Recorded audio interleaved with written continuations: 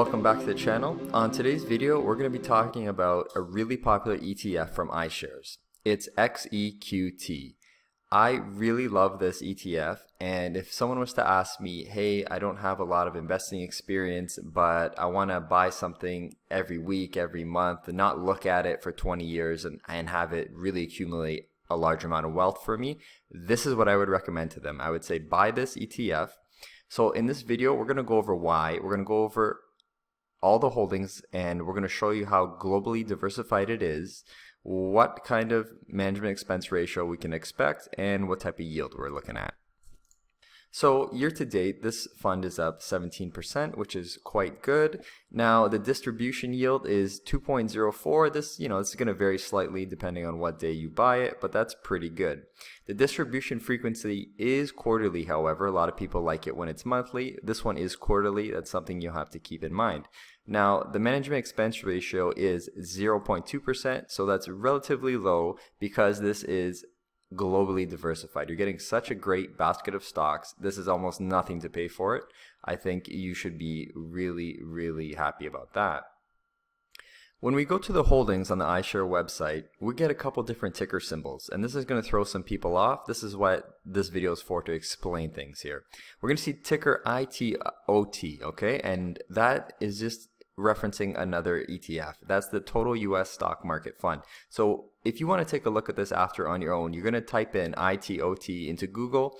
It's going to come up and you're going to see this website here. It's going to be the iShares ITOT site, and then you just go down to the holdings. And this is what 48% of XEQT's ETF is, okay? This is Apple, Microsoft, Amazon, Facebook, Google, Tesla, Nvidia, JP Morgan, and Berkshire Hathaway. All right, so you're getting the cream of the crop, the absolute best tech companies that America has to offer.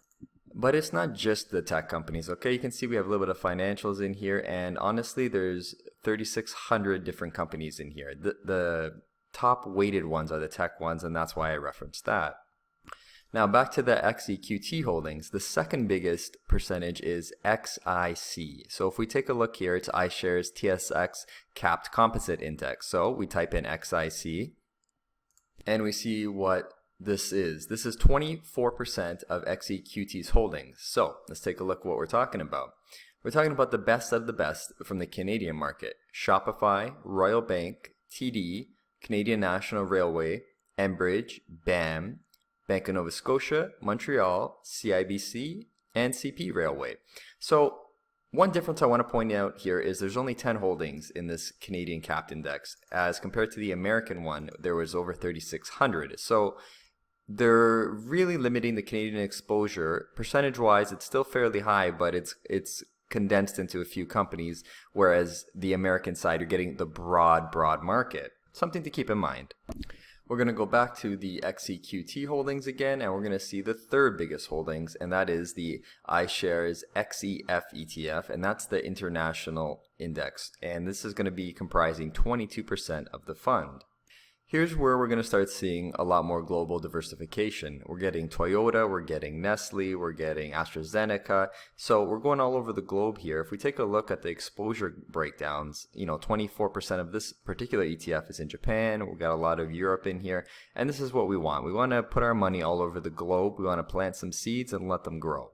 This is similar to the Canadian index, as there's only 10 holdings, so you're only getting the best of the best. Now we're going to take a look at the final large holding of XEQT, and we're going to see that is the ETF IEMG. So we're going to type that in and look that up, and we're going to remember that it's comprising 4% weight, okay? So it's only a 4% weighting on the XEQT ETF. Not very much, but it's enough for a little bit of global exposure.